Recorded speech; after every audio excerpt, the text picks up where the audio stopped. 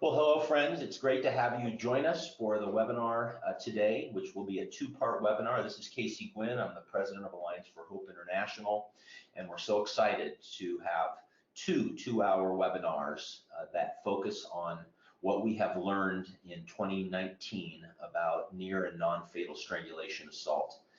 I will say, just as a warning as we get started, that this is not really what we learned in 2019. This is what we've learned in our entire lives and in all the work of the Training Institute over many, many years.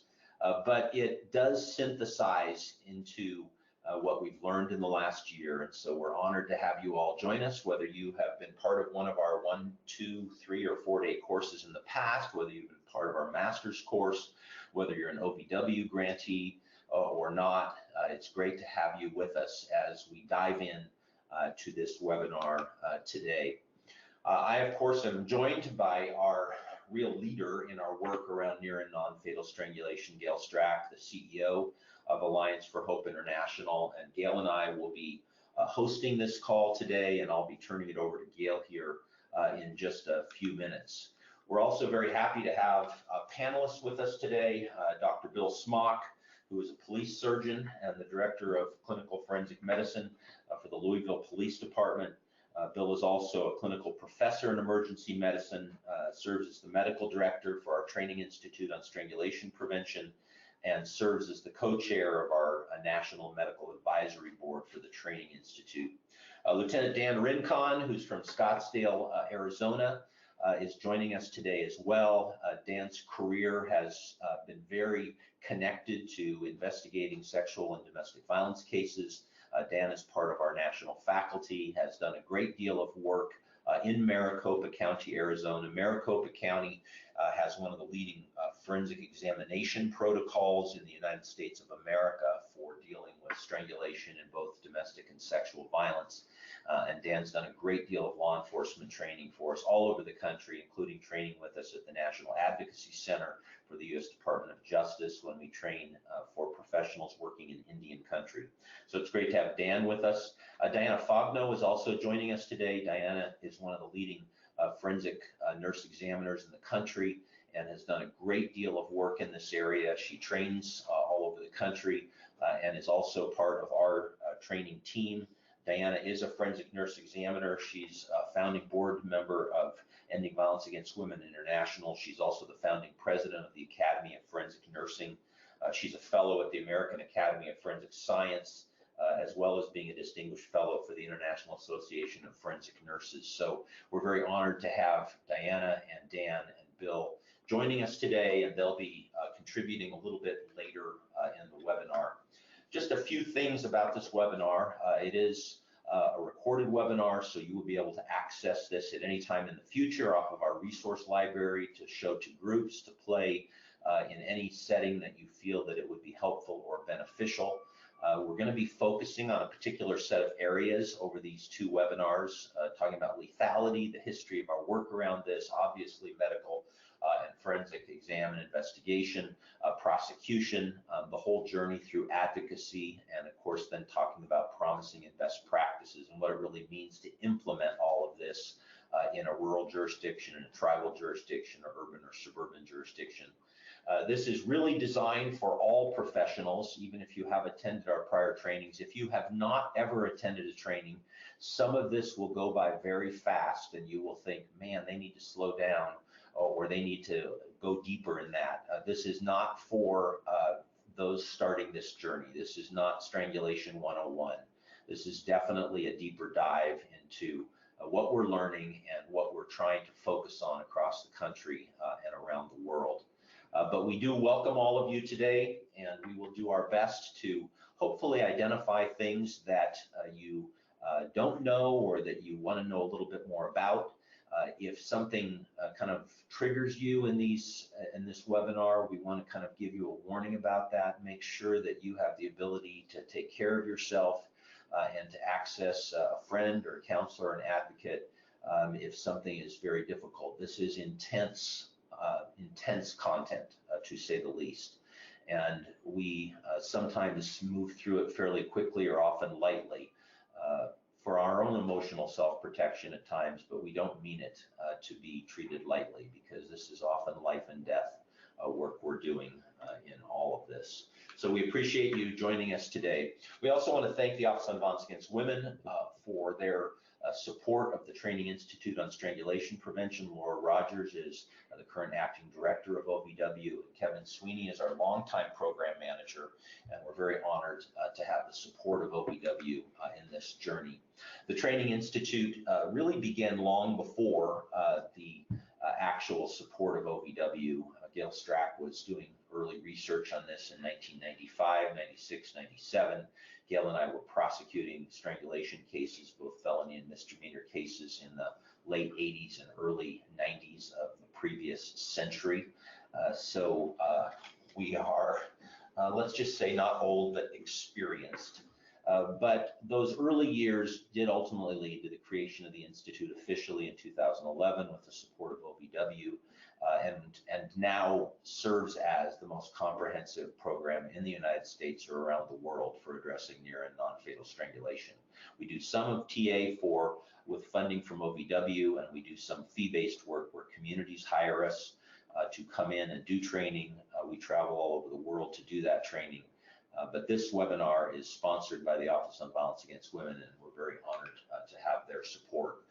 The goals are pretty clear and straightforward. We're trying to increase offender accountability. We're trying ultimately to enhance victim safety. And we're trying to improve trauma-informed, hope-centered approaches to dealing with survivors, to engaging with offenders, and obviously to also make sure the professionals have all the knowledge and training that they need. We're very honored to have two staff members that are helping us today and that help lead the Institute. Trish Middleton and Carly Gersberg are both with us today. Trish and Carly are operating the webinar. They're operating the question and answer process that will follow, but we appreciate their help today, certainly, in creating all of this. And a special thank you to a lot of advisors and faculty that are not joining us to present today, but do train all over the country, that train in their own communities, and that provide input and advice to us. So Dan and Diana and Bill are really representing what has now become more than 100 advisors and faculty members that help us and train for us at various times. We also want to give a quick shout out to our Medical Advisory Committee. The Medical Advisory Committee is really a key part of the work that we do. The Legal Advisory Committee as well, which is civil attorneys, criminal defense lawyers, prosecutors, and folks working both in investigation and in prosecution, and both civilly and criminally. And then, of course, our advocacy team, which is small but growing, and that team really focuses on what it means to provide trauma-informed advocacy to survivors. At this point, I'm going to turn it over to Gail and ask her to talk a little bit about the strategic directions for the Institute as we're going forward. We've got a lot going on. We've got a lot of dreams ahead of us, and I'm going to ask Gail to begin to kind of talk about that. So Gail, welcome, and thank you for your vision and passion and leadership of the Training Institute. It's been an amazing journey, and we have a lot more to do. We sure do, Casey Gwen. Well, thank you. And thank you, everyone, for joining us today. Many of you have contributed to some of the things that we're going to share. As our team got together to put this PowerPoint, we easily put in 40 hours of work just to update all the information that we learned from 2019. And we're going to condense 40 hours of update in 4 hours. But one of the things that we do when we prepare for this particular webinar is to look back. And once you look back, then we can jump forward. But we had the opportunity, thanks to OVW, to convene all of our advisors and faculties and attendees of our prior advanced course. And with Casey's help, we did some strategic thinking and direction for 2019. And you can see here, we have a nice long list that really aligns with our goals for the Institute. What I want to do now is just highlight a couple of those directions as we move forward. So Casey, if you could advance the screen, great. As you know, one of the things that we wanted to do was to make new friends and have new alliances and partnerships.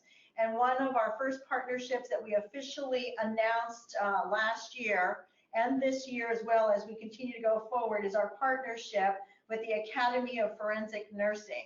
And they are really focused on addressing the forensic exam with domestic violence victims. And I'm honored to have Diana here who will give you an update from the Academy of Forensic Nursing. The other big partnership that we had, and this is a dream come true for us, is that as this work has been expanding in the United States, it also has expanded internationally.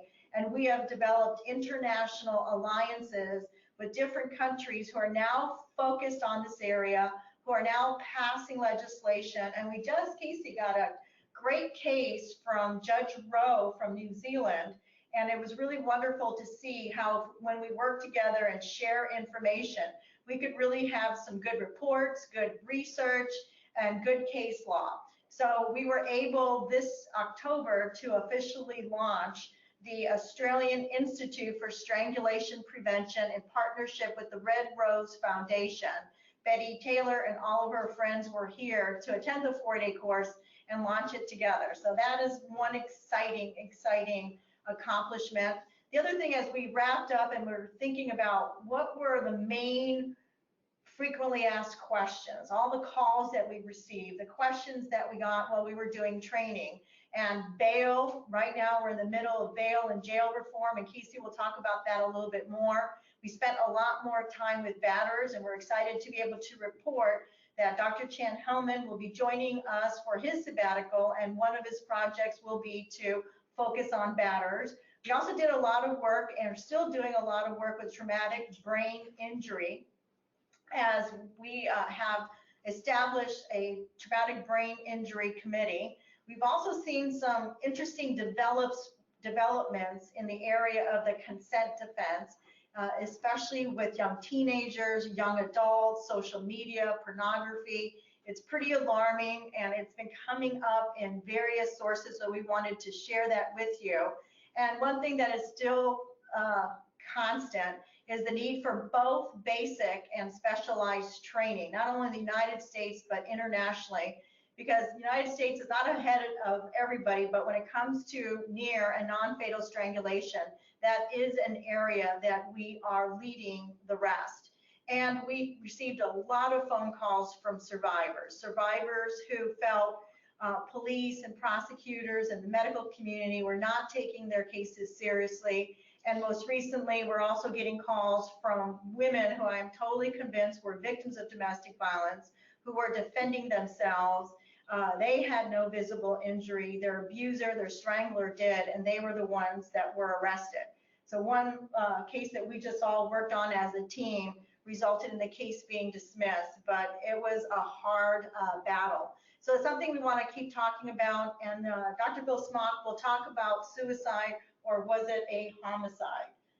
And we'll share a little bit more, but I am, I think, stunned as to how many cases are out there where when the abuser calls the police and says she committed a suicide, but if you give a full investigation, you can find out more. So thank you for attending one of our prior courses.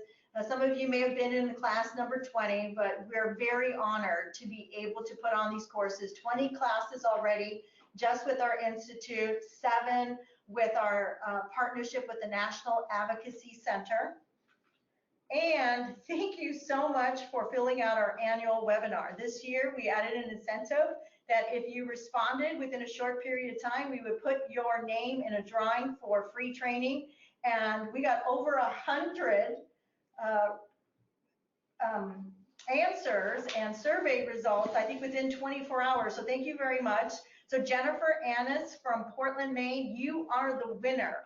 And we'll be sending you that information shortly, but we appreciate you being from class, I think you said 2003. Wow.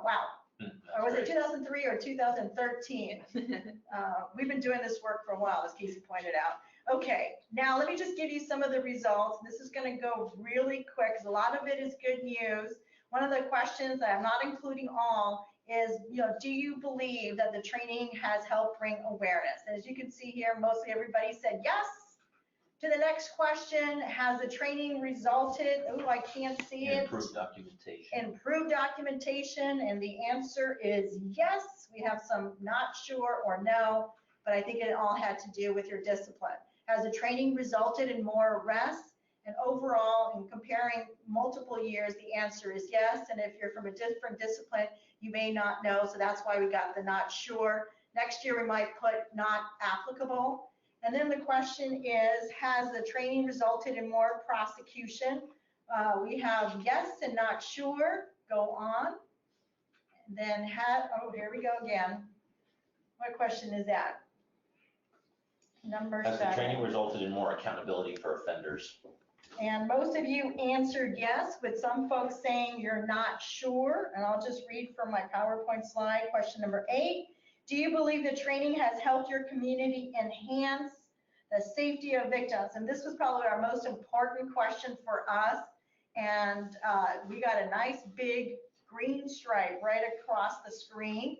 Question number 9, has the training resulted in policy changes? Another great answer, where we're seeing those of you who attend this course and taking up our challenge to take this information and do something with it. You are. So thank you very much for that. And then number 10, what is the biggest obstacle in prosecuting strangulation cases? This is one that really guides us and how we're going to focus our time and develop new materials.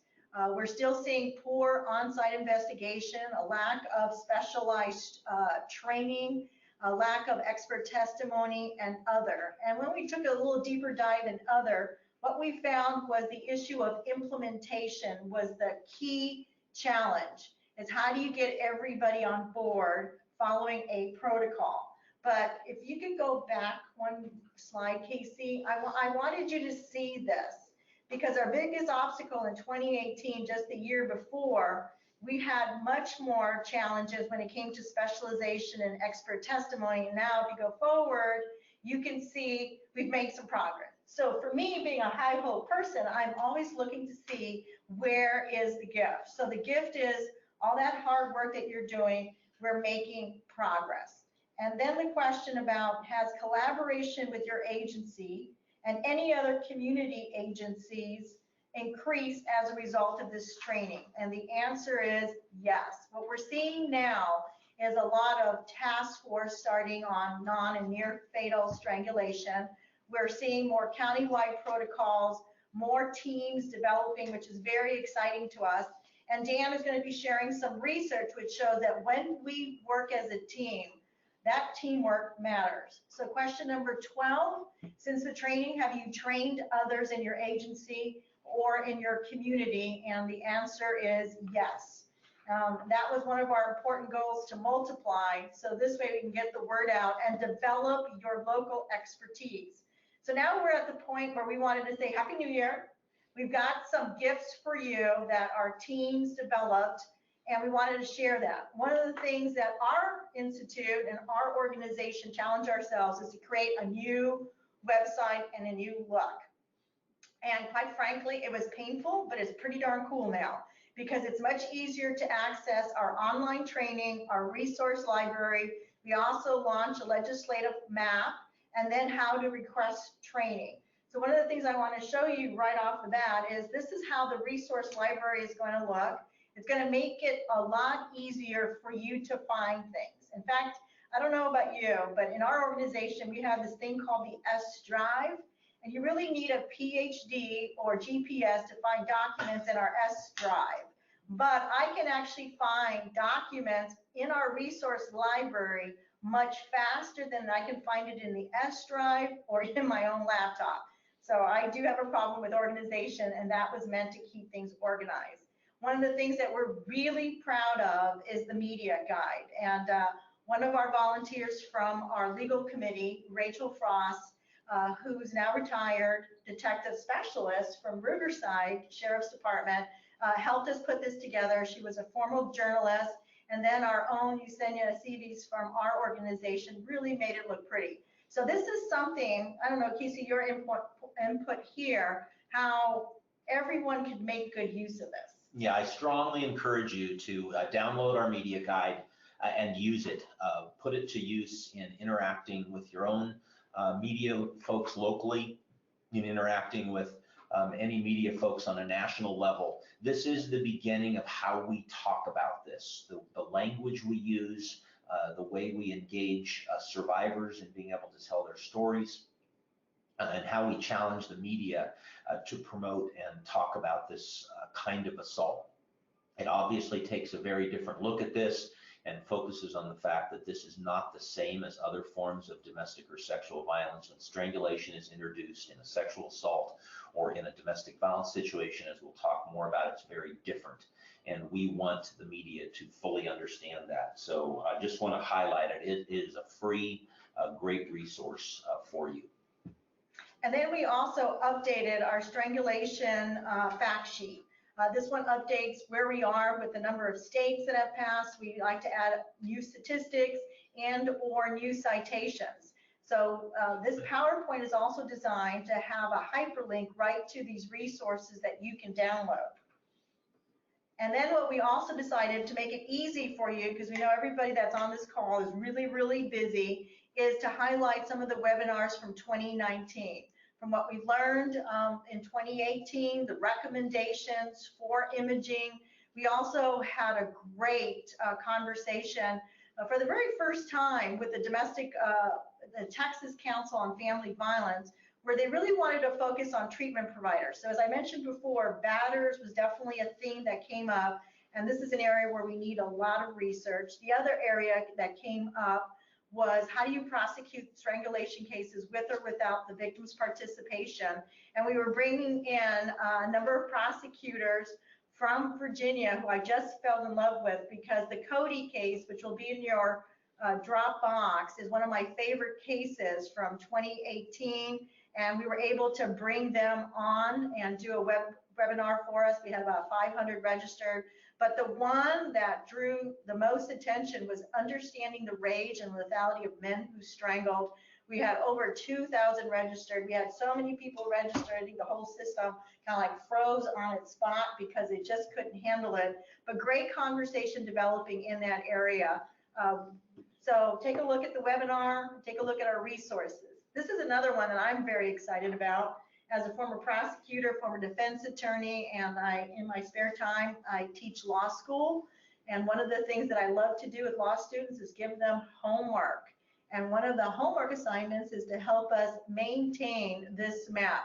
So the way it works is if you go to the legislation map, you will see on the left side all of the states, and we also included federal statutes that have passed some form of a strangulation and or suffocation law. We're now keeping track of exactly when they passed, and as you will see, many of them passed and has updated their statutes. And I'm going to give you an update from 2019. Hawaii, for example, passed their original strangulation law in 2006. They came back this year to fix it and update it. One of the things that they did that no other statute that I'm aware of actually included the word ligature, because they wanted to include that, because as we all know, most of our victims are being strangled manually, but some of them are also being strangled with the ligature. They included pressure to the chest, which I think is key. Not all of our states have done that. And then the next feature in our legislation map is, Casey, if we can advance, is this new feature where we are starting to add our favorite case law. And this has become important. Like, for example, Dr. Bill Smock, he lives in Indiana, he works in Kentucky. He frequently is testifying as an expert in Kentucky. We know we have a lot of turnover with prosecutors and police officers, but a lot of questions that come up is strangulation, especially to the point of loss of consciousness, great bodily injury. So we're including those cases that prosecutors, police officers, and experts really need to know to help educate a lot of the folks in the court system. And Gail, just make a comment about unpublished versus published cases, because I am certain that you are tracking unpublished cases more aggressively and kind of comprehensively than any lawyer in the country. And even though unpublished cases, aren't precedent, they're still really powerful for use in arguing things in court. So you want to just briefly talk about that? Yes, we have 3 judges on our advisory panel, and one of the things that they pointed out, they said, if you want the judges to rule in your favor, you need to help them. You need to do your homework. And if your state doesn't have any case law on point, whether it's unpublished or published, it is really helpful to them to find out what other states are doing. So we've put together some trial briefs in different areas to help you do that. And as Casey pointed out, we are looking at all case law all across the United States, and quite frankly, we're gathering it from New Zealand, Australia, Canada. Canada has one of my favorite cases, the Lemon case. But this will help and guide you, and it's really up to the prosecutor at this point.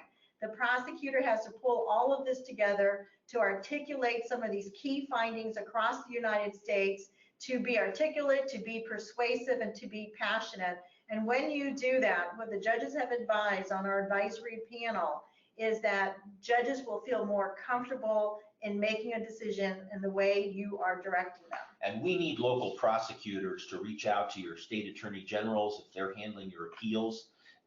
You're the ones that know the good case that goes to trial where you get a verdict, you win, and then it goes up on appeal. And quite frankly, if you do not get the attention of the attorney general, whoever's handling your appeals, that case is likely to be unpublished. A decision is made, but then the courts are tired of putting things in books and online, and they're going to try not to publish as many cases as possible. And we need the good cases published so that they can be cited as precedent, both in your state and in states across the country. But we've got to have prosecutors get aggressive about this, because otherwise the vast majority of our strangulation assault cases that go up on appeal are never going to see the light of day. They will never be published opinions, and we'll be left with what Gail is tracking now, which is these unpublished cases. So go advocate so we can get the good cases published and help drive this movement forward legally. And the other thing we're keeping track of, news stories. As if you go to our button that says news, you will find top articles all across the United States and around the world that are addressing the issue of strangulation. Just the first one, all abusers are not equal. Casey, I think you were involved in this one. I was, and before their website crashed because we had so many shares on it, they're trying to get it back up right now, but these articles are just the pulse of what's going on nationally. So I encourage you to go to our news page and read those stories, because we are tracking everything from choking game cases where kids are dying, from choking during sex, to increased sexual pleasure where women are dying or suffering permanent brain damage, to obviously the domestic and sexual violence strangulation cases and what's going on in all the different disciplines. So great resource for you. And I think this is where the media guide also jumps in as well, because oftentimes I'll find an article and some of our journalists are doing a great job and they do their homework really well and they're using good language, but you'll also find times when they haven't. And instead of writing a letter to the editor or putting comments, you can just send them a copy of the media guide when you find a local story in your community where they need a little more guidance, or use the media guide to go meet with some of your journalists. So the next one is what's new, and one of our newest course is Understanding Gunshots with Dr. Bill Smog. So what we're doing it now is we have our advanced course, and we will add an additional day, kind of a specialty course for our attendees. So that's one. The other one that is of demand is the expert course. So we listen to your evaluations, we listen to your feedback, and we created an expert course for people who have attended the 4-day course. And we just had our first one in Texas, and it was a wow. The person who really impressed everyone the most was our new faculty member, Laura Zim, who's a public defender from Duluth, Minnesota. And she gave us really some good insight into the defense perspective and how we can all do a better job. So I'm going to shift gears a little bit as we kind of get a little more into the substance of near and non-fatal strangulation. We have made some pretty significant changes in our core training over the last year or two, and I want to kind of highlight some of those for you, because I think that each of these kind of focus areas We're going to continue to expand in 2020. We're doing a lot more about lethality now. We're certainly talking a lot more about how the research is evolving. We're talking more about the way laws not only were passed, but how they're now being updated and amended. There's so much going on in the medical world, and we're learning so much that we didn't know even 10 years ago or 15 years ago. And Bill Smock will talk about some of that today in investigations, including that whole forensic medical piece. Diana will talk a little bit about that along with Dan a little later in this webinar series.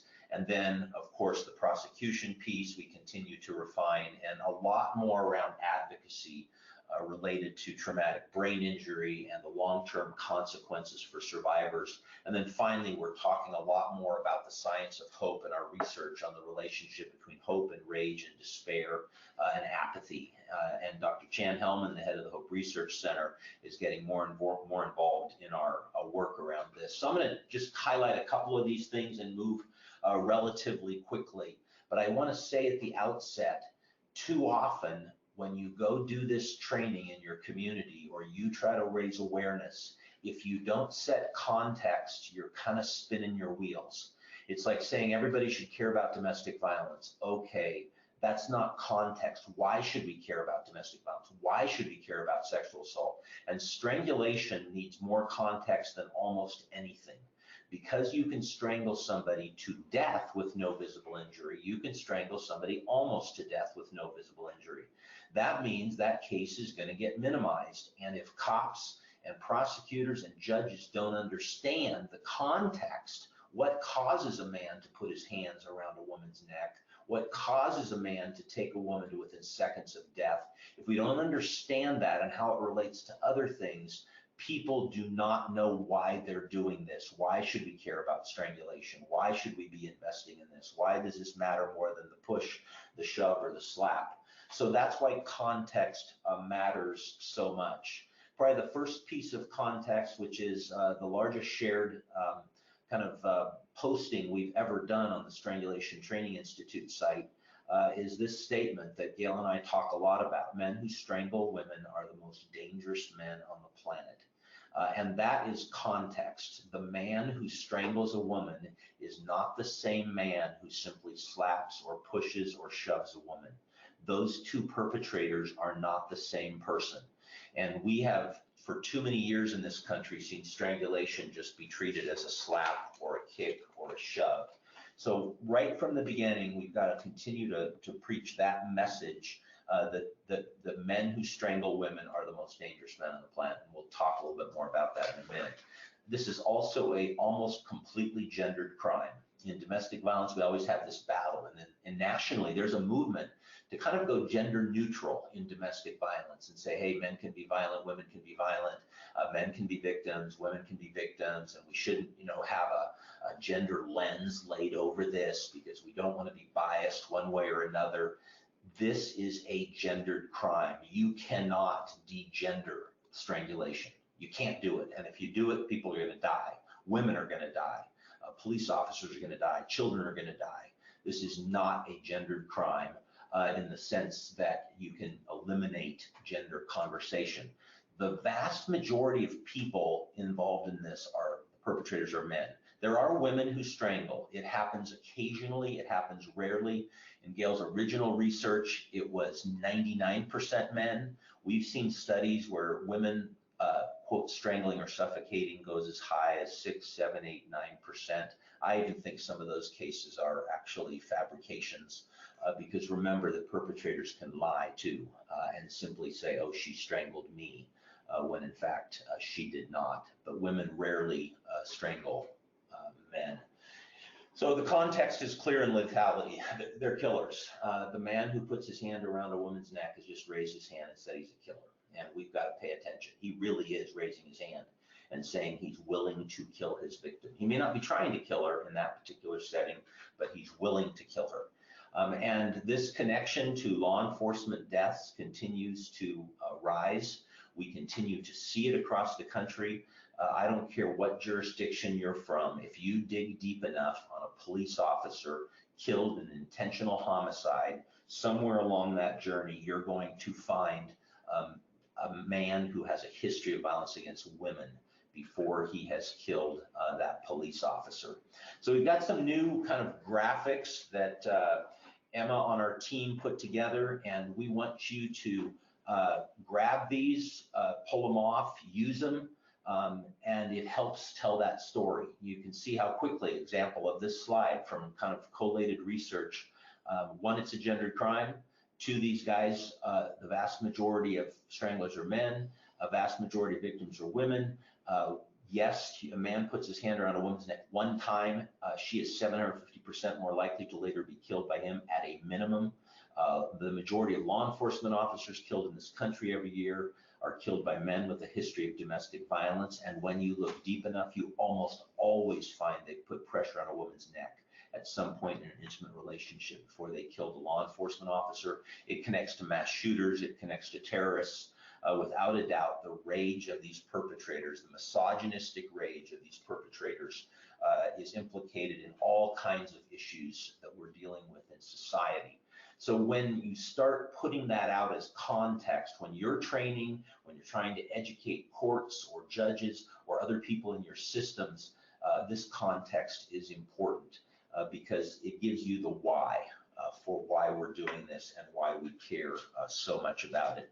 Our first major analysis of law enforcement officers killed in the line of duty in 2017 found that 75% of law enforcement officers who were killed in intentional homicides were killed by men with a history of domestic violence, and almost always a history of strangulation when we could dig deep enough and find it. And this is an important thing that we've got to keep talking about, because Homeland Security has done a lot of work looking at this issue of public shootings or mass attacks, and they've missed it. They have completely missed it.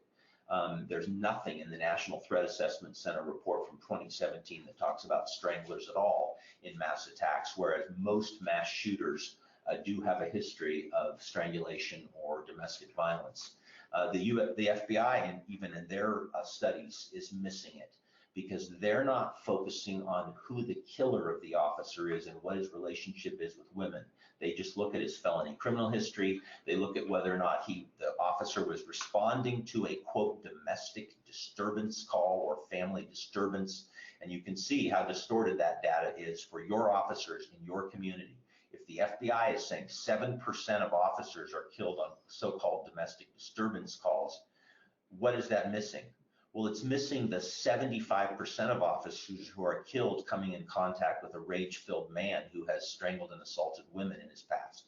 And if officers don't understand that, they're going to die not knowing who they're dealing with on a traffic stop or a warrant service or anything like that. Just very recently in the news, we had a case out of Illinois where it turns out Aurora shooter, mass shooter, turns out, you know what? He had a history of strangulation assault against women.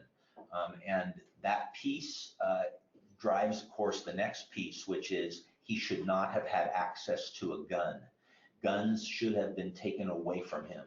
And we as an institute don't get deep into the Second Amendment arguments in this country about gun possession, but we do say this very clearly. Mentally ill people, people with misogynistic rage against women, people with domestic violence convictions, dangerous, scary people should not have guns. That's not a Second Amendment issue. That's just a public safety issue. And we've got to keep talking about it, and we've got to make sure we go after their guns. We've also got to talk about the relationship to childhood trauma. There's no doubt that childhood trauma plays itself out in almost every strangler's life. It's not an excuse for what they do, but if you want to know where stranglers are coming from, they grow up in homes filled with child abuse and domestic violence, and often drug and alcohol abuse. There's the site that we keep talking about, this 750% more likely. That's Dr. Jackie Campbell and Dr. Nancy Glass's work with Catherine Laughlin and others, talking about the fact that one strangulation assault dramatically increases the likelihood that a victim is later going to die. But we did want to highlight that this year, the danger assessment tool was updated, and that number is higher. It turns out that it's even more than 750% more likely to later be killed if in fact the victim's been strangled multiple times, or if she's been strangled to an altered state of consciousness. Altered state of consciousness and multiple strangulations appear to push that percentage much higher than 750%. We're not able to put a number on it. Jackie Campbell can't put a number on it, but it's a very significant number that we need to be talking about. And Gail, you want to just quickly mention the Oklahoma study? Well, I think this is the genesis of the new numbers and why it's going to be higher if they're strangled multiple times. So Jackie Campbell and her leading researchers really did some intensive work in Oklahoma, and they were using the risk assessment tool that law enforcement officers use to identify a victim of high risk. A couple of the key points that I took away from this is prevalence. The women who are calling the police are in the most danger, and it's no surprise that close to 80% of them reported some form of strangulation. They also reported close to 40% multiple strangulations. So ultimately, as they process all this information, the only conclusion you can reach when you read through the entire research is that multiple strangulations mean a higher risk of homicide, and what we've been focusing on more lately, health consequences for victims. We also continue to fight this battle even throughout this past year on this notion of what strangulation is. That phrase, attempted strangulation, keeps coming up and keeps coming up. This is not attempted strangulation in virtually any situation. When pressure is applied to the neck that blocks airflow and/or blood flow, that is a strangulation. The crime is completed physiologically, the act is completed. Attempted strangulation would be grabbing at a woman's neck and being unable to grab it or unable to apply pressure that blocks airflow and or blood flow. So this conversation needs to keep happening for sure in the journey that we're going on. The data continues to come out that one of the reasons why they had to change the danger assessment tool is that the shooting of women, and because the majority of all women killed in the United States in domestic violence homicides are killed with a firearm, the shooting distorts the data on non-fatal strangulation. Because women are shot, it looks like it's all about the gun, when in fact, it really was about the strangulation that told you that she was more likely to later get shot. And we continue to see that data kind of bearing itself out. It's one of the reasons why strangulation now has additional points in the danger assessment tool that Jackie Campbell is promulgating. And Gail, you want to talk a little bit about the New Orleans Family Justice Center research? Yes, we're just so excited what people are doing as they're taking this training, taking it back, and then integrating and gathering research. So we wanted to take a little deeper dive on guns and strangulation, but I want to focus your attention on multiple strangulations. They identified victims, 62%, but take a look at how many of the multiple strangulation survivors where their abuser had a gun. So this to me is really good, important information that allows us to really focus on taking the guns away from our victims who are being strangled. This is all why we have, if you're strangled one time, you're 750% more likely to get killed and more likely to be killed by a gun. So if that is true, we got to go after the guns. So Casey, I know you've been doing a lot of thinking about the role family justice centers play and how they can reduce homicides in general.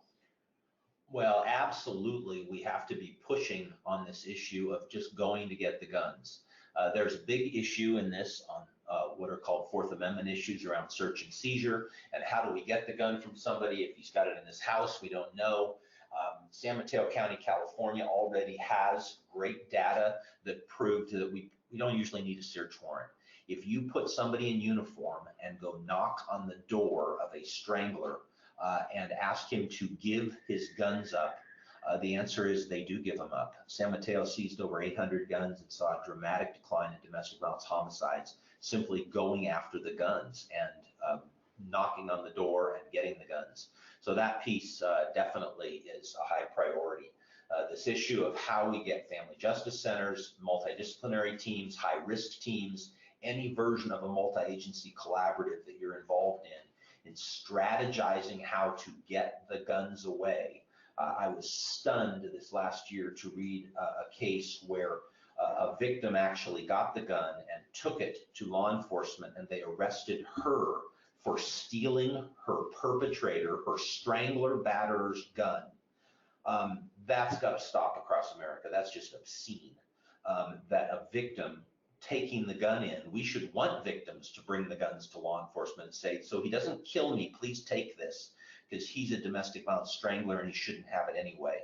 If that happens in a community, man, we've all got to rise up and hold courts accountable, hold a law enforcement agency accountable for that kind of conduct. So just in summary, from a lethality standpoint, strangulation, huge red flag. Strangler with a gun, the biggest red flag, and a great model out of San Mateo saying part of your strangulation work has to be getting the guns away from rage-filled men who are strangling women.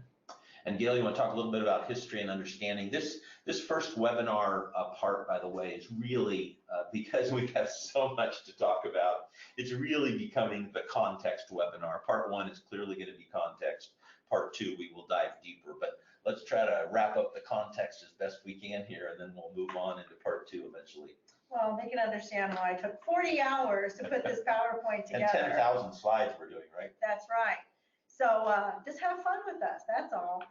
So you can see one of my favorite quotes here. Our history is still the reality of many communities. And so I do think it's important to understand our history because many of you are going through that struggle right now. And I do want to honor Cassandra Stewart and Tamara Smith. As Casey pointed out, we've been doing this work since the late 1900s. And I just didn't wake up one morning and say, you know, I think I really would like to be an expert in non-fatal strangulation. I woke up one morning from a phone call from Sergeant Ann O'Dell telling me that we just had our first homicide of the year and involved a 17-year-old girl who had been stabbed to death in front of her friends. She was also a young mother. She had a history of strangulation. 2 weeks before she was killed, she reported being choked, and the same thing with Tamara Smith. So these teenagers died under my watch, and what we discovered very quickly is we mishandled these cases, and we made a decision that we were going to change the ending. So to go fast forward, after going through 300 cases, analyzing our system, we found that we failed. We failed handling strangulation cases seriously. It was a system-wide issue, and there are good reasons for it. The lack of visible injuries really played a role in this. It caused everybody to minimize it because they looked fine, they acted fine, they thought they were fine. We also didn't have any training, we didn't have any laws, we didn't have any protocols, we really had nothing. So to know and understand where we started, and now I want to show you where we are, it has been quite a journey. A couple of things we learned early on, and this sheet is actually evolving. One of the things that we saw in the research and in the understanding of strangulation cases from the most well-intentioned professionals, everybody thought if she was strangled, she would be dead. If she was strangled, she would have visible injuries. If she was really strangled, this is serious, she would have reported to the police. And you know what? She never mentioned the word choking to the dispatcher or to the first responder. The only time she mentioned choking is when she talked to her nurse or to an advocate. And if she was strangled, another myth is that victims would seek medical attention. And we're finding to this very day, many victims do not seek medical attention for many reasons. And when they do, many of the medical professionals are not trained and they're not taking it seriously. And then the two that I've been hearing a lot this year is that, well, if she was strangled, they would have given her some sort of CTA because they would understand it's serious, and then she would have proof, and she certainly wouldn't have recanted. So these are themes you're going to come up against and things that you need to overcome. And so now I want to tell you real quickly the journey. So it was in 2001 when the Journal of Emergency Medicine published a special edition on strangulation to include 6 articles. This was the first time that professionals came together to rethink how we were handling non-fatal and near-fatal strangulation, looking at it from a victim's perspective, prosecutor's perspective, the clinical evaluation, from homicide cases, and what about the impact of multiple strangulation. So we've been thinking about this issue for a long time, and it's now finally catching everyone's attention. So to advance, we now have your homework. This is your homework list. If you're going to be working on these cases, we realize that you have to go to training more than once, and you have to do your own reading.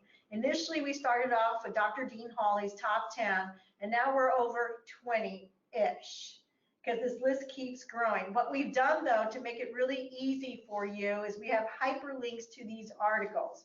So once you get access to this PowerPoint, you can go to the hyperlink and access the articles. The other thing that Emma did, having one more person on our team is like, gee, we can like do a lot more with just one more person in our small and mighty team.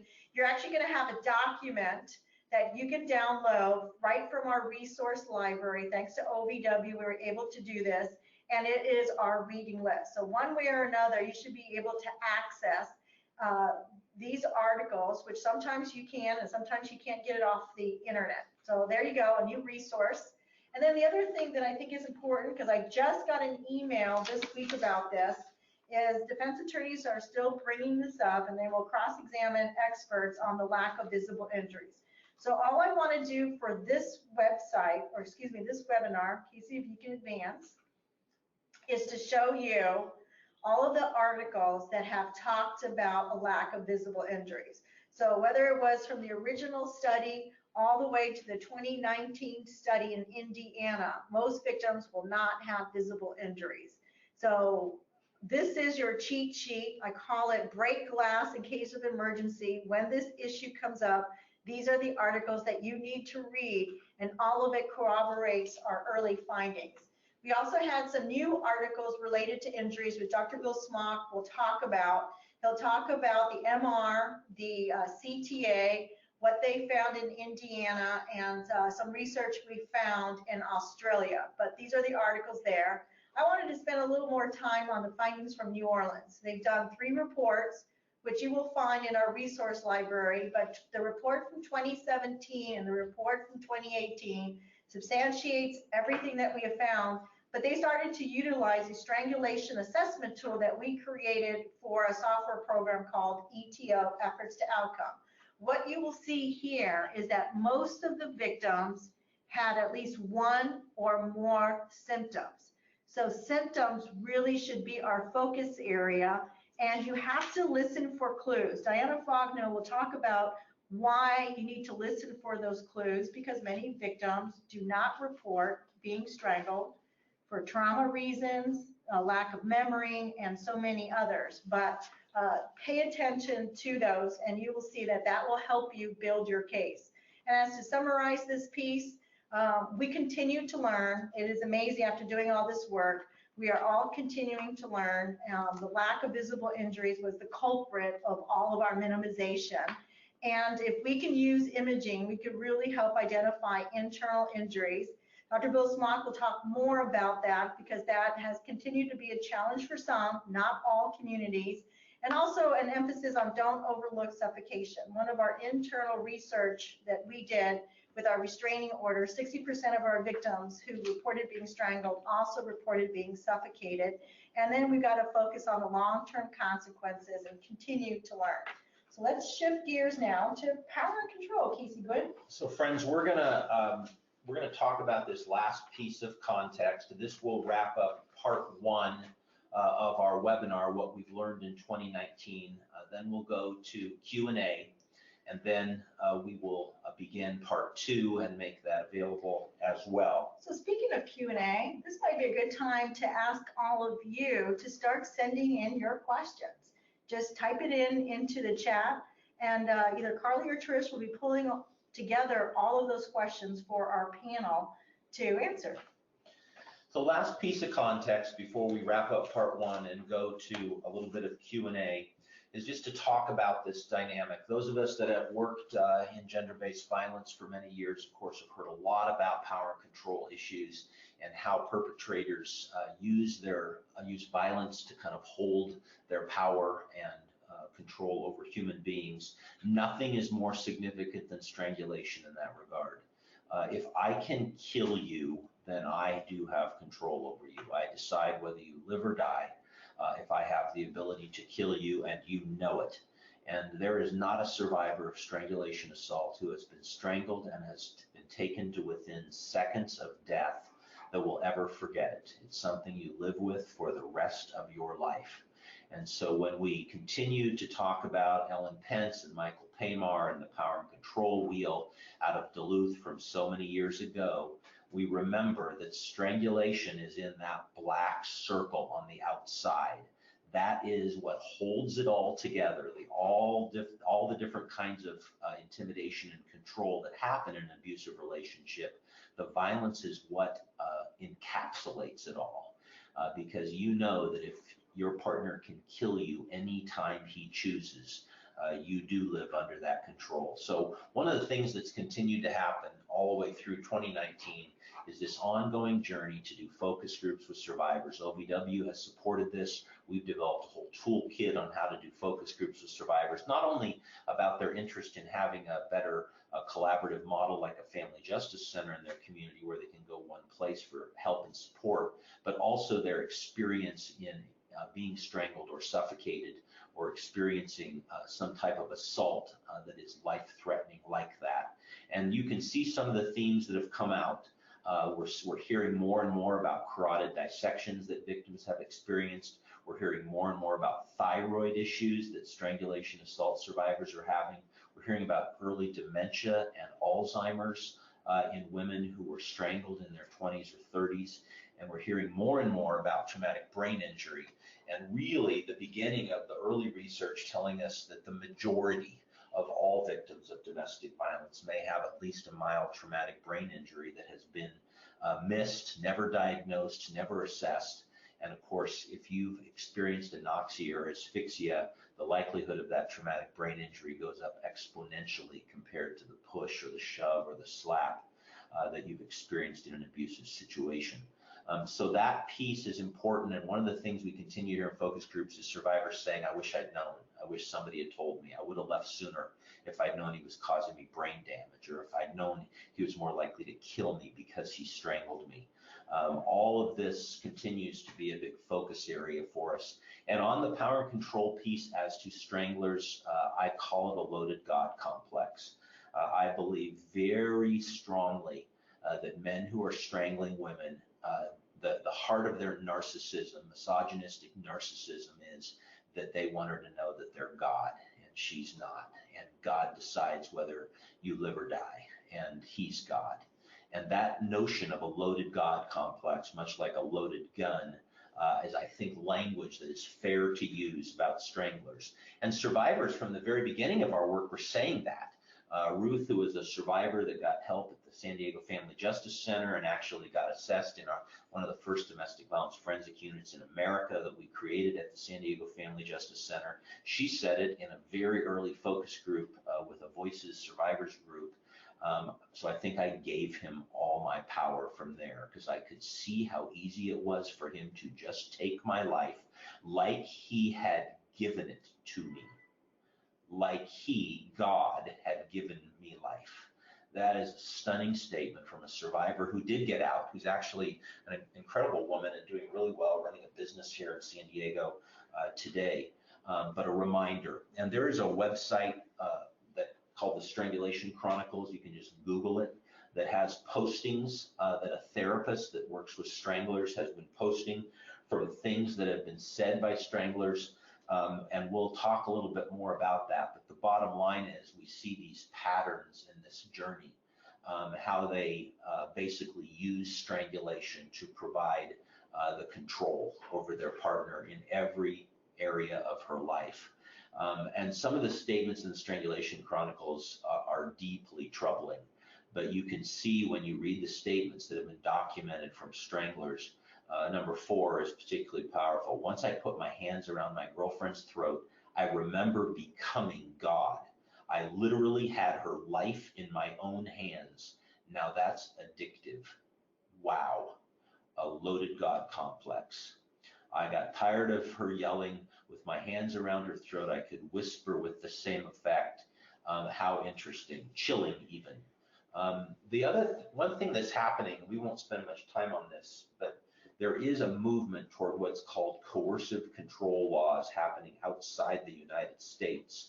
And it's beginning to try to capture this, that the man who tries to exercise complete control over a human being in an intimate relationship is a different man than the guy who's just a jerk.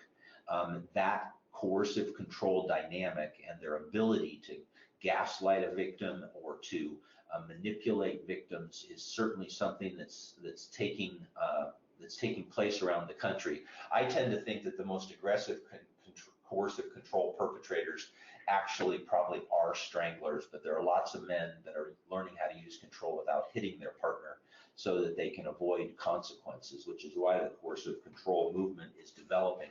But I do want to encourage you to learn more about it because we've been doing work in Europe and certainly have seen the significance of that. There's also some great research on power and control that's come out of Australia, and we probably need to wrap up here momentarily, but you want to just touch on the Australia piece because you and Bill have spent a lot of time there. We have, and we have an alliance with Australia. As we go forward, we're going to be really thinking about the research that we do collectively. But I like this article, and it will be in your Dropbox. What I like about it, it really starts to look at strangulation from a stalker's perspective. And it talks a little bit more about coercive, controlling behaviors, and how when you even combine, because each one, you talked about this, Casey, they're multipliers, like force multipliers, I heard you say. So you've got the strangler, you've got the person who has a gun, and now he's stalking. It just keeps multiplying and multiplying. So that's the first article I have seen that has really incorporated stalkers. That's why I wanted to include it. The last power and control piece I'll touch on before we wrap up part one and take your questions, which as Gail mentioned, you're welcome to be typing those in or providing those to us, and we will answer them with our whole panel here as far as the wrap up of part one of this series, is the link to other crimes. So stranglers are not just stranglers. Stranglers are not just putting pressure on a woman's neck or suffocating a woman. They're also pushing, slapping, punching. They're also abusing children. They're also more likely to probably be using sexual assaultive behavior. As soon as you hear choking in a domestic violence incident, number one location is usually a bedroom, and as soon as you hear bedroom, you should be thinking sexual assault. And the vast majority of domestic violence victims have experienced sexual violence.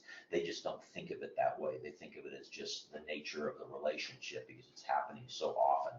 But there are these other connections we're seeing in stranglers to elder abuse, certainly to human trafficking. I doubt there's a trafficking victim in America that hasn't at some point had pressure applied to their neck, either by a trafficker or by a perpetrator that has attempted to purchase their involvement with them. So that piece is certainly important. I think the animal abuse piece is definitely clear. If he's strangling women or children, he's probably strangling the animals.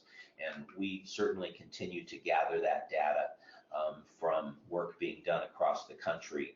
There is clearly a relationship between victims who have been strangled and animals who have been strangled or killed in a home. And there is no more powerful way to impact a child than to kill an animal in front of them. And that certainly is something that we're seeing in some of the research and some of the data. And as I mentioned, large majority of human trafficking victims have been strangled, and they minimize and rationalize, so that 54% number is probably way low, but it certainly is pointing us that direction, that we need to be talking about that in trafficking work. And there is still a great deal of minimization going on. They understand the power and control, but they don't necessarily understand the potential health implications of the strangulation and suffocation going on in the middle of it all. So that's kind of that last piece in context for part one of this webinar. We do have a hashtag called Last Warning Shot, and that is that reference to it's most likely that if he kills her, he will have strangled her before that. And when he kills her, he's probably not going to strangle her to death. He's probably going to shoot her. And that's why it implicates the gun piece. And why we're so focused on guns. It's also why we're so focused on this duty to warn victims. And then finally, this notion that we have to keep focusing on developing multidisciplinary approaches, family justice center models, multi-agency approaches, ways that we are working together across disciplines, once we understand this entire context, we realize how important it is to work together. So Casey, I just want you to add one more point before we wrap up this piece, because once we had the chance to read the animal abuse article, I don't know about you, but I had this like epiphany moment, like, oh my gosh, we have stopped talking about animal abuse in our domestic violence strangulation context. And I remember when I would handle these cases as a young prosecutor, if our police officer included animal abuse, it was guaranteed that you were going to get a conviction. It's like the jury couldn't convict fast enough when we had an animal abuse charge. So any thoughts about that? Well, I think that's true. I have very mixed emotions about elevating or focusing there. It breaks my heart that if you strangle a cat, you're going to get more time in jail than if you strangle a woman or a child. It almost leaves me speechless.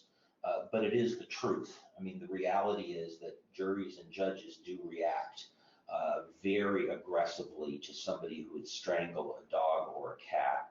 I mean, we saw a recent case in the news where a woman was simply pulling on a choke chain of a dog, and she ended up getting criminally prosecuted for it, because that is a ligature strangulation, when that dog is being dragged literally and lifted off the ground by that leash and that choke chain. But I hope and pray for the day when people will be as outraged that a woman is being strangled than that a dog or a cat is being strangled. Nevertheless, I do agree that you have to include that. You have to ask about it, because if we can put somebody away for strangling a dog and save a woman's life in the process, yes, I think that's certainly something we can't miss the opportunity to do. Okay, and I'm also finding that the abusers who abuse their animals are the ones that are also staying in jail with no bail. Yeah, clearly there is not the same debate about jail and bail and release from jail when you've strangled a dog versus when you've strangled your partner. Bail tends to be higher, or no bail is put in place. That same kind of bias, of gender bias in the culture that we're obviously battling in all of this. So friends, we're going to wrap up part one.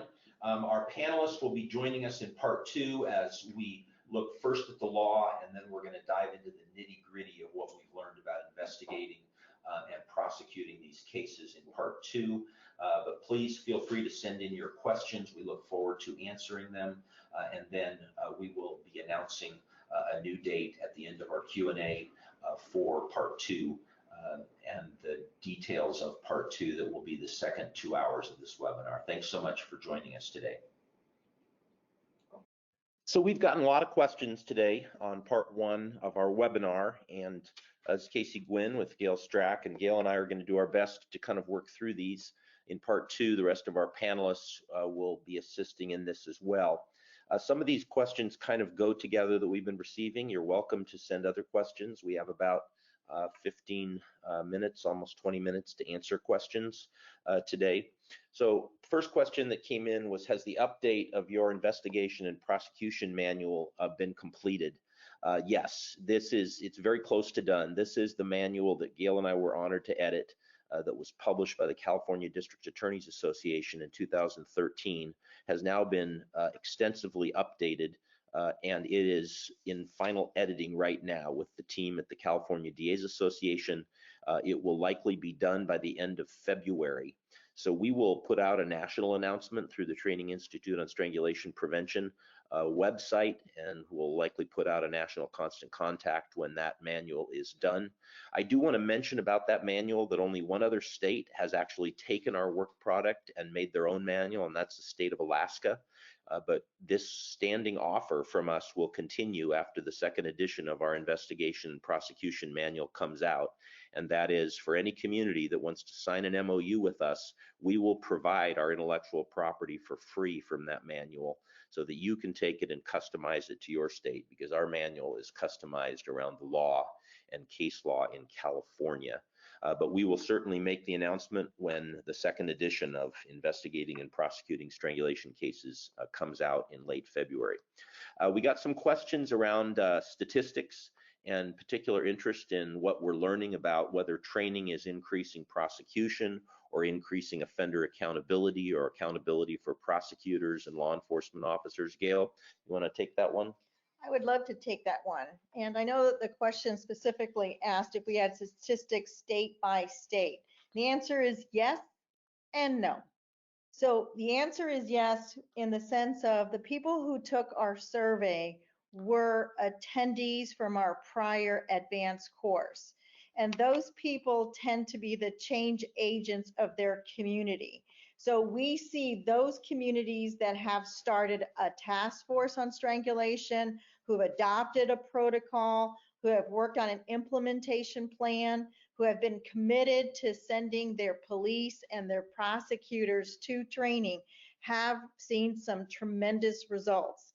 The top of the list would be Arizona, Oklahoma, San Diego, and we also have a published decision from Brevard County, Florida, where the researchers came in and essentially gave us proof that a multidisciplinary team is what is critical in order to get more positive results. And part of that success generally includes the forensic medical exam of the domestic violence victim who is strangled.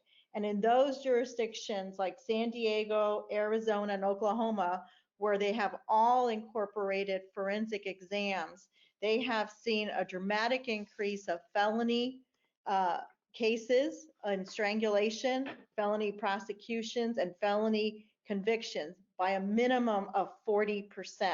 So I say overall, we're seeing some really good things come out of communities that are working together. And a lot of those communities either have a family advocacy center or a family justice center. And to even have those, that usually means there's been a long history of collaboration and coordination.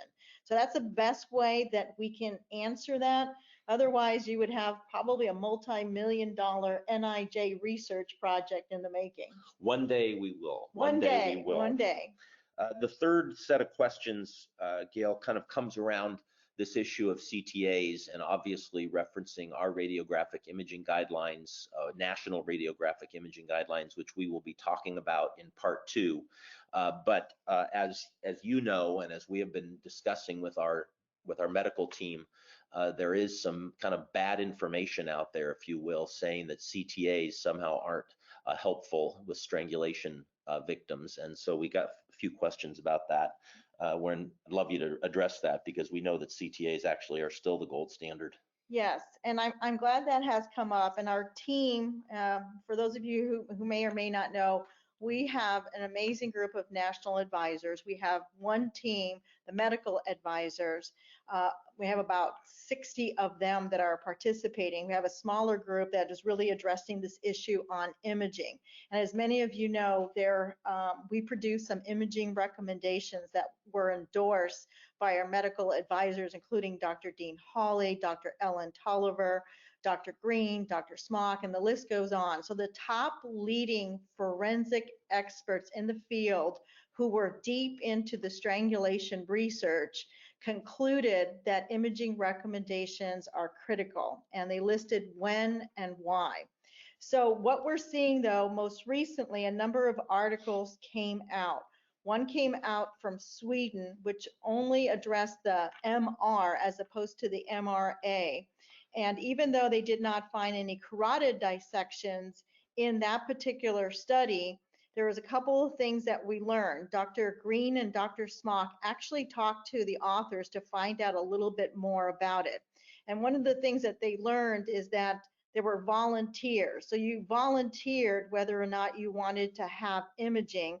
And what I've learned from the doctors is they say that the MR is not as sensitive as an MRA to detect a carotid dissection. And also they've identified the CTA as a better tool to identify the carotid dissection. But what's interesting is that even though it did not identify any carotid dissections in that study also found 43% of the MRs that they used had a positive finding. So at the same time, to me, it was a very overall positive study to support imaging for victims who are strangled. Then we had 2 CTA articles, one from Kentucky and one from Indiana. The Kentucky article actually found 1 out of 47 that had a carotid dissection, and 1 out of 6 cases also had positive findings of internal injuries. So when our group read that, we actually think the results were very positive for and supportive of a carotid, excuse me, of a CTA. We just disagree with the conclusion. You also have a CTA study that was done in Indiana where they found a positive finding in 1 out of 94, and their recommendation and their conclusion was just the opposite. They recommended supporting the imaging recommendations because what they both said is that they found victims with no visible injuries and no symptoms that had a carotid dissection, which is many ways our Tanika case and the cases that we're still hearing from around the country. So you kind of have to put all of this into context, and you have to kind of read all of these articles. But just like case law, everything's a little tricky, so you have to dissect it. But overall, I find whether you go with 1 out of 47 or 1 out of 94, the last article that I read that addressed carotid dissections and CTAs was the Vilke article from 2010. And at that time, they identified a carotid dissection out of 1 out of 1,000 cases. So in my book, 1 out of 47 is a very significant finding. And to me, I would advocate and continue to advocate for imaging. The whole goal of this is hopefully to rule out a finding. The goal is hopefully that victims do not have carotid dissections and they don't go on to have a stroke. But it's also an article, and Dr. Bill Smock will be in part 2 to talk about this, is Australia using the CTA found an extremely rare finding in a survivor where she had tracheal injury. And so that really supports it as well. Plus, I can go on and talk about all the unpublished results that we are getting from forensic nurses who have expanded their scope to include domestic violence and strangulation assessments. We have also heard from family justice centers who have forensic nurses on site. We know that there are lawsuits. We've also heard about officers who are stroking out and practicing the carotid restraint. And now, as I continue to do research, I am finding case law where there is reported carotid dissections, fractures, strokes, and delayed death. So there is what's published, and there's all this information of what's not published. I don't know, Casey, if that makes sense, because it is very tricky and complicated, and you have to read very carefully each and every one of these articles. This will be a hot topic at our master's course in San Diego in August. For those of you that have graduated from our 4-day course, it's a very important topic. The bottom line is that imaging is important, and the question is, at what level should you be doing it and what type of imaging? We're happy to keep having that conversation and debate. One case report sounds like an anecdote, but 100 case reports are called data. And we are gathering case report after case report. Right now, we're receiving a notification of a woman who either had a stroke and was never diagnosed, and later they determined she had a carotid dissection after strangulation, or thankfully she was diagnosed, had a CTA, and they found a positive finding of a carotid dissection and were able to address it with blood thinners, generally without surgery. And we're hearing about those probably 1 every 3 weeks from graduates of our course. So to say that these numbers are low is really to ignore the truth or the facts. We just don't have it all yet. And there will never be a controlled study with a control group done in this, not by ASAP, not by anybody else, because these are people's lives that we're trying to save in this process. And so we have to do our best to pull from the literature that we're finding in the natural history studies that are being done. Okay, I'm going to keep moving because we're running out of time here. There were some questions about cross-examination. What are the kinds of questions that you're seeing from the defense on cross-examination of prosecution expert witnesses? One person here says, I do have a case coming up where we know the defense is looking to discredit the fact that many injuries are not physically visible. Anything else you've seen? Yes, Gail has an enormous amount of data on that your expert should be able to have reviewed. You're more than welcome to reach out to us about this, but we keep a whole log of all of the studies and the prevalence rates And most of the studies go back to Gail's original published articles in the Journal of Emergency Medicine, where the finding was that 50% of survivors will have no external visible injury at the scene of the crime. 50% has been a pretty consistent number, plus or minus, in studies all over the world in near and non-fatal strangulation cases. So we know that for sure. We know that bruises are often going to show up later because of the nature of how blood rises to the surface of the skin over time. So that certainly is something that you need to be prepared to address. We're seeing lots of questions to experts. The defense attorneys love to talk about petechiae and say, aren't there lots of causes for petechiae if you have petechial hemorrhage? And the answer is yes. And you obviously have to be able to address the fact that she hasn't been scuba diving, and she didn't jump out of an airplane, and she didn't have projectile vomiting, and that it's consistent with having pressure applied to her neck. We get a lot of conversation about rough sex. Your expert has to be willing to address those questions. I read a case in Idaho just this week where a judge said, well, autoerotic asphyxia and erotic asphyxia are basically interchangeable. They're the same thing. And I read it and thought, no, judge, they're not the same thing. A defense attorney convinced you of that, but they're not. Autoerotic asphyxia is a guy thing, always done alone by a guy, pretty much in 99.9% of the cases. Erotic asphyxia takes you into this BDSM world, and if they're going to say BDSM, they better have evidence that they've got safe words, that they've got a contract, that they've been part of this community, because usually they make up the rough sex defense after the perpetrator talks to his lawyer. It doesn't come out at the scene of the crime, and nobody has a bad sexual experience and then calls the police and say, oops. The people are calling the police because they thought they were going to die. And so this piece, obviously we have to be prepared for some of those questions. Gail, the next one's pretty quick to answer. Are there templates available or outlines or policies for law enforcement, healthcare professionals, or prosecutors that we can access?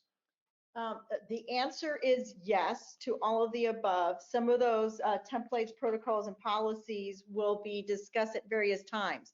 But when you come to law enforcement, you have the International Association of Chiefs of Police, and they have a model protocol on domestic violence, which includes a model protocol on how to address strangulation, which encourages police officers to send the paramedics to a scene of domestic violence.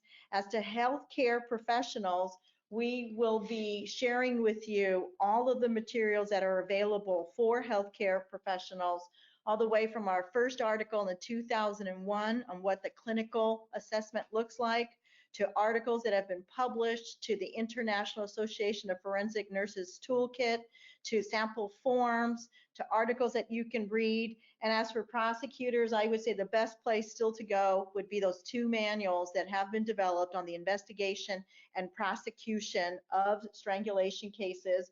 Our new manual that's coming out, it's really going to be the best of the best. So please pay attention. We will be putting that on our website as soon as it comes out. We're hoping that that comes out, as Casey says, in a month from now, especially when the California District Attorneys Association has its two-day strangulation conference. We got some comments too and concerns about the failure of prosecutors to be filing these cases, the failure of prosecutors to win these cases. We have little doubt that that is all happening. We think that many criminal justice systems across the country, local systems, are failing survivors of near and non-fatal strangulation assault. And without a doubt, prosecutors are trying to file these cases without having good experts to testify in their cases, without having gone through comprehensive training. And the bottom line is that they're trying to apply, in certain situations, power and control techniques. When I hear that a victim has been arrested because she didn't want to testify or she didn't respond to a subpoena, and victims are ending up in jail, I am just appalled that a prosecutor would do something like that. These cases can be proven without the participation of the victim. And if we're going to honor agency of survivors of domestic violence, and particularly near and non-fatal strangulation, we need to build our cases to prove them and let them choose whether or not they want to participate or not participate. Throwing a victim in jail after she's almost died at the hands of a strangler has got to be one of the most immoral things I've ever heard of. And we have the ability to do these cases without If he had killed her, and the difference between life and death is a matter of seconds in a strangulation assault, if he had killed her, nobody would say we can't prosecute the murder because she's not going to testify. Of course they would go forward with the murder case. This needs to be prosecuted like a murder case to prevent a murder. That's the bottom line. And we need to challenge prosecutors. And when you hear your prosecutors say they can't win these cases, we will talk about this in the next part of this webinar series. That's just not true. There are prosecutors across the country that are winning these cases. A number of you asked about case law. We just did a webinar with an amazing team of prosecutors from Virginia. The case is called Cody versus Commonwealth of Virginia. It's a 2018 case that is a classic case of a recanting victim, 5 phone calls from jail. He manipulates her through those 5 phone calls, causes her to assert the Fifth Amendment to avoid having to testify against him. And the prosecutors went forward with the case anyway. They used his jail calls to prove forfeiture by wrongdoing. He didn't have a right to confront and cross-examine his victim because he's the reason that she took the Fifth. The court made the findings. The prosecutors did their homework. That webinar is online in our resource library.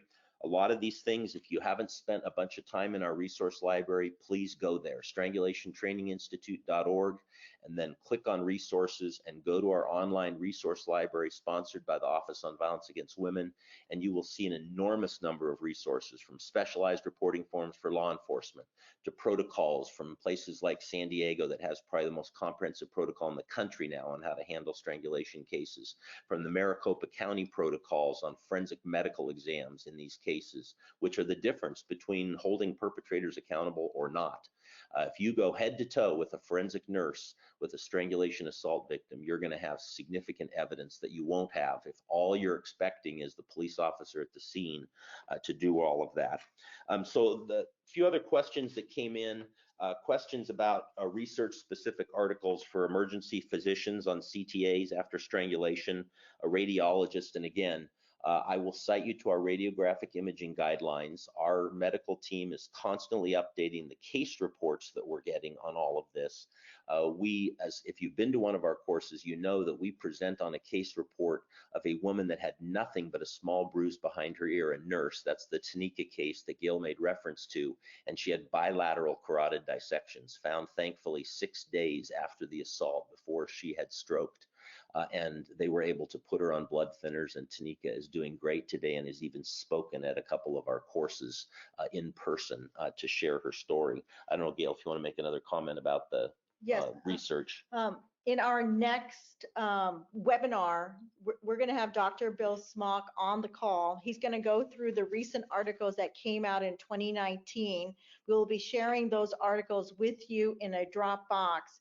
But as I mentioned before, we have a CTA article from Kentucky and from Indiana. Radiologists were involved. And I've also learned that there's a difference between a general radiologist and a forensic radiologist. Apparently, there's a study that shows that forensic radiologists are able to identify more injuries and findings than a general radiologist. But those 2 articles include radiologists. I saw that the specific question was, were radiologists involved? Yeah. Well, we're going to wrap up here momentarily, but I do want to say that it's difficult to answer all the questions in a short period of time. It's why we have our 4-day courses. It's why people attend our 4-day courses more than once. Our next 4-day course is in San Diego in just a couple of weeks. We still have a few spots left. If you want to go to strangulationtraininginstitute.org, you will be able to click on a link that will take you to information about our 4-day course in San Diego, February 11th to 14th. We would love to see some more teams join us for just very rich training and hands-on training. We'll have doctors, nurses, prosecutors, cops, advocates, survivors, probation and parole folks, everybody coming together in teams for that training in San Diego. I also want to make one other comment. We got some questions, about how you deal with this from an expert standpoint. No prosecutor, no law enforcement officer, no doctor, no nurse should ever end up on a witness stand or in a courtroom arguing a case like this that hasn't been through training, significant training on how to handle these cases. These are not for the faint of heart. They're not for people that haven't been specially trained in the techniques. And nobody should be prosecuting these cases that doesn't completely understand this fact. You can strangle someone to death with no external visible injury on the victim at all. That means you can strangle someone almost to death with no external visible injury on the body at all. Once you fully understand that and educate a jury about that, this case changes. You don't get the CSI effect in the same way, because the injuries are most likely in a near fatal case going to be on the perpetrator, not on the victim. The victim will go primal and fight for her life. And prosecutors that fully understand that are going to walk into a courtroom as an example, and they're not going to let the defendant argue self-defense. She hit me first. She slapped me. She pushed me. No, he used deadly force in response to non-deadly force. She's the one that gets to use any level of force because she was facing his deadly force. And he doesn't get to say self-defense if she only pushed him, slapped him, shoved him, which is what the perpetrators always, they don't say she had a gun to his head and then he strangled her. They don't say she was stabbing him and then he strangled her. They say, oh, she pushed, she grabbed, she slapped, she punched, and then I was only defending myself. Strangulation is deadly force in hand-to-hand combat. And as soon as he uses deadly force, he better be able to justify it. So those kind of philosophical pieces are crucial in this. We're going to wrap up there. Thank you so much. Thanks to Carly and Trish on our team for hosting us today. Our next session of this, part 2, will be February 21st. We will send out a national constant contact for the time for that. Part 2 will move into the medical piece. You'll get to hear from Dr. Bill Smock, you'll get to hear from Diana Fogno, and you'll get to hear from Dan Rincon from the Scottsdale Police Department. And we'll go deeper in all of these subjects. We did announce at the beginning of this webinar that this was a 2-part webinar for what we learned in 2019, but surprise, we couldn't get through it in 2 parts, so there's actually going to be a 3rd part. We will announce that at the end of our webinar on February 21st. So Gail, thank you for your passion, for your leadership. Thanks to all of those of you that have attended our courses and will continue to attend and spread the word. We are at the 1-inch line in a 100-mile journey to help this country understand strangulation. We are at the 1-inch line. Don't be faint of heart. Don't give up. Don't say it can't be done, because it can be done.